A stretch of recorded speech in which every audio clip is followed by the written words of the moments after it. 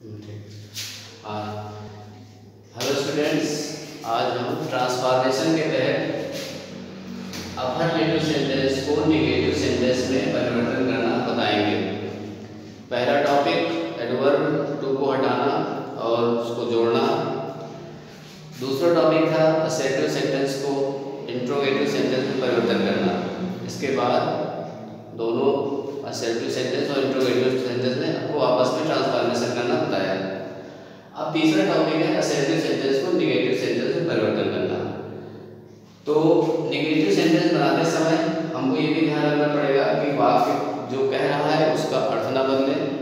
अर्थ बदल जाएगा तो फिर ट्रांसफॉर्मेशन नहीं होगा, तो वो वाक्य गलत हो जाएगा। जैसे कोई वाक्य है, जैसे वाक्य है she is a beautiful girl. She is a beautiful girl.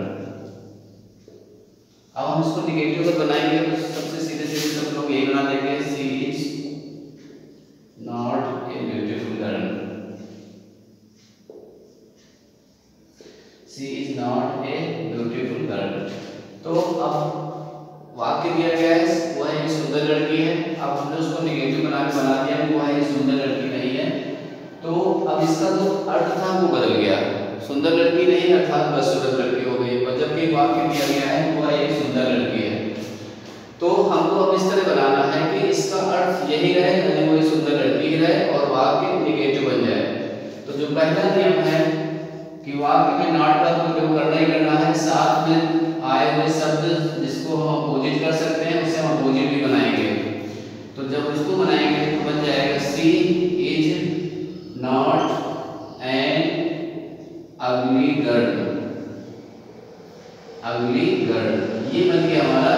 इसका अर्थ ये निकला कि वह एक बदसूरत लड़की नहीं अर्थात वह एक सुंदर लड़की है। यानी कि इसका जो अर्थ था वो ओरिजिनल अर्थ हमारा निकल आया। तो हमको इस चीज को भी ध्यान रखना है कि जब नेगेटिव बनाए तो केवल नॉट लगाने से नेगेटिव नहीं बनेगा, बल्कि उसका अर्थ भी निकलना चाहिए। तो हम वाक्य में आए हुए एंटोनिम्स यानी अपोजिट वर्ड जो जिसका अपोजिट बन सकता है उसका हम अपोजिट वर्ड भी यूज करेंगे। अर्थात नॉट प्लस अपोजिट वर्ड का प्रयोग करके, अपोजिट वर्ड का प्रयोग करके हम पहला नियम हमारा ये है कि नॉट भी लगेगा और अपोजिट वर्ड का प्रयोग करके वाक्य को अफर्मेटिव से नेगेटिव में बदलेंगे। तो पहला नियम हमारा स्पष्ट हो गया कि वाक्य में जो भी वह शब्द जिसका हम अपोजिट बना सकते हैं, जिसका हम एंटोनिम्स बना सकते हैं, उसका एंटोनिम्स प्रयोग करेंगे और इसके बाद इसके पहले उसमें हम नॉट का प्रयोग करेंगे। जैसे एक वाक्य हो रहा है he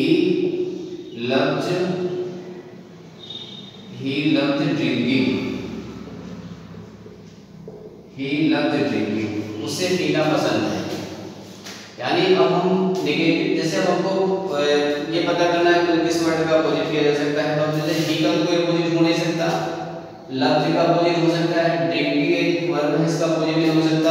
तो लव्ड केवल हमें अपोजिट दिख रहा है, यानी इसी का अपोजिट हम कर सकते हैं। लव्ड का अपोजिट होता है हेट। अब हम इसको नेगेटिव बनाएंगे तो नॉट डायरेक्ट नहीं लगेगा क्योंकि लव्ड में क्रिया में ऐसे लगा है, तो यहाँ पर डज नॉट का प्रयोग कर देंगे। ही डज नॉट और लव का अपोजिट होगा हेट, तो हेट का प्रयोग कर दिया ड्रिंकिंग। तो he does not hate drinking. पहला हमारा अर्थ था कि उसको पीना पसंद है। अब यहाँ पर है कि वो पीने से घृणा नहीं करता अर्थात उसे पीना पसंद है। इसी तरह से और एक वाक्य दे लो, my shirt is tight. My shirt is tight. मेरी शर्ट कसी है, टाइट है। अब हम इसको जो बनाएंगे तो हम बनाएंगे माई शर्ट इज नॉट लूज।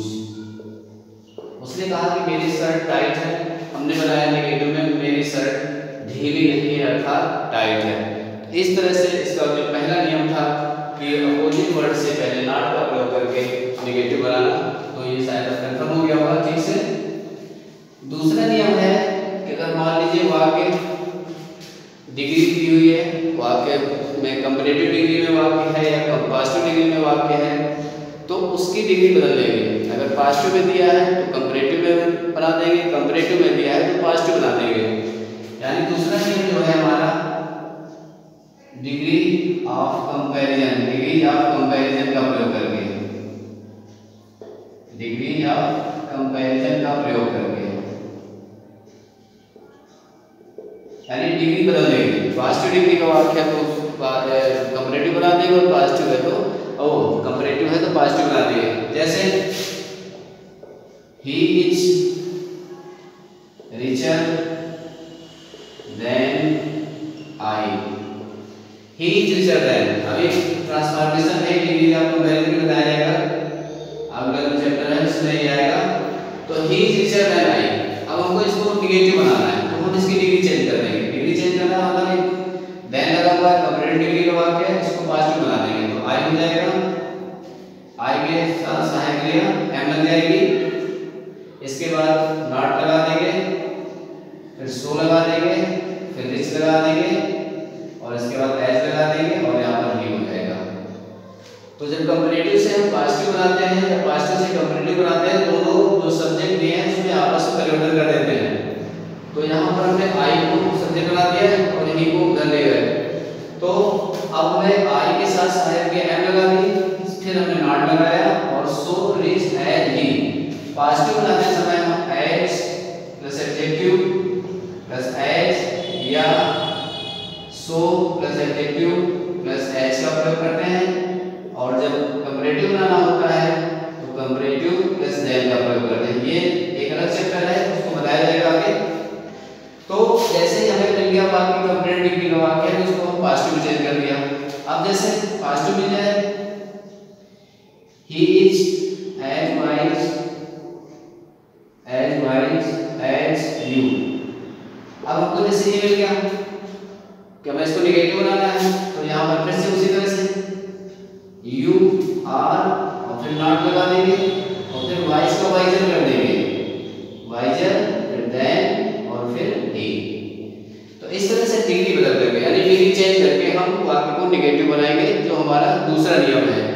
पहला नियम था एंटोनिम्स या अपोजिट वर्ड से पहले नॉट का प्रयोग करके, और दूसरा नियम है डिग्री ऑफ कंपैरिजन का प्रयोग करके।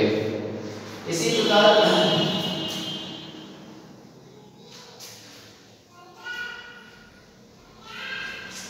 तीसरा नियम है कि अगर वाक्य में एलोन या ओनली शब्द का प्रयोग है, या एलोन या ओनली शब्द का प्रयोग है और हमें वाक्य को निगेटिव बनाना है, तो एलोन या ओनली को हटा करके वहां पर हम नन और बट का प्रयोग कर देंगे। एलोन या ओनली को हटाकर नन बट का प्रयोग कर देंगे और नन बट से ही वाक्य को शुरू करेंगे, आगे सब्जेक्ट वगैरह आ जाएगा। यानी नन बट का प्रयोग हम सबसे पहले कर देंगे और इसके बाद फिर बाकी भाग हमारा आ जाएगा। जैसे Sohan alone got the prize. अब जैसे ये वाक्य हमारा कह रहा है कि सोहन ने अकेले नाम पाया, Sohan alone got the prize.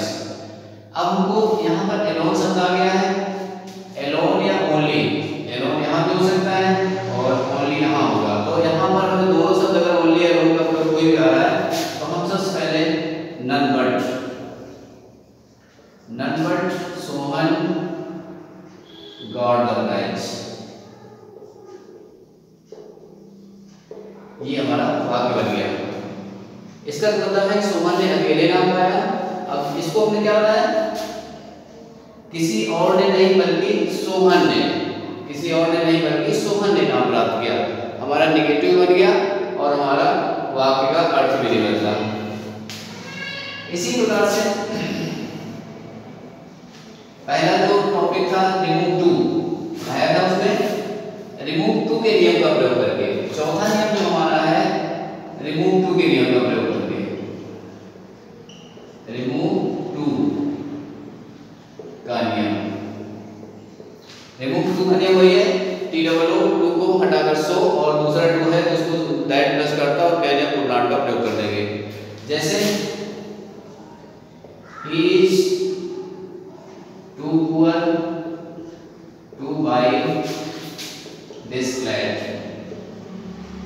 This flat. अब जैसे ये वाक्य है हमारा, अब इसको हमें नेगेटिव बनाना है, तो उसी तरह से ही इज सो पुअर, कितना हो गया, 2 घटा 100 लगाएगा, फिर दैट लगा देंगे, 2 घटा के that he can not buy this flat. इस तरह से रिमूव टू का नियम है। इस नियम का प्रयोग करके भी हमने शुरुआत में बताया, जब मैं पढ़ा रहा था बताया है कि रिमूव टू हमारा नेगेटिव बनाने में प्रयोग होगा और कॉम्प्लेक्स सेंटेंस बनाने में प्रयोग किया जाएगा। इस नियम को अच्छी तरह से याद रखो, इंपॉर्टेंट नियम है ये। तो चौथा नियम हमारा है रिमूव टू का नियम प्रयोग करके हम वाक्य को अफर्मेटिव से नेगेटिव बनाएंगे। इसके बाद पांचवा नियम है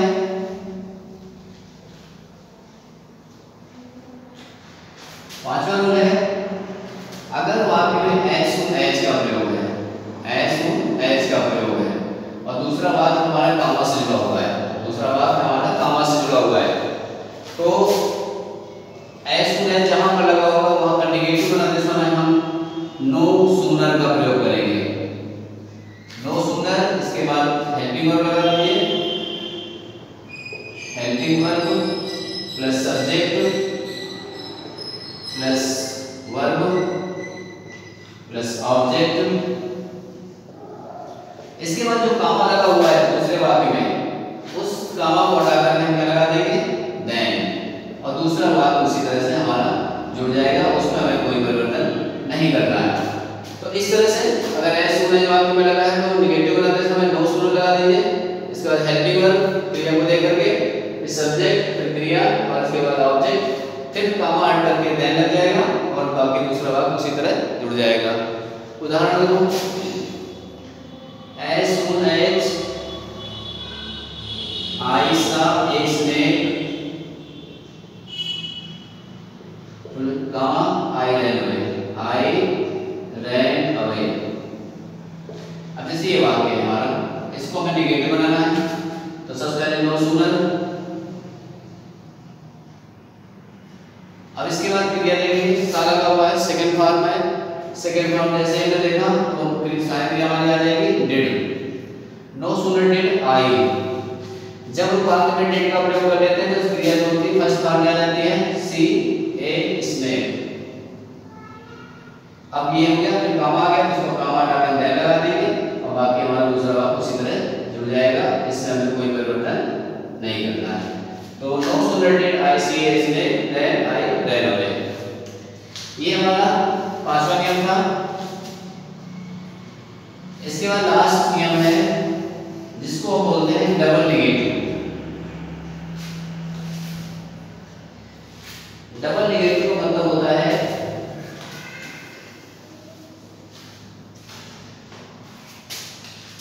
डिड नॉट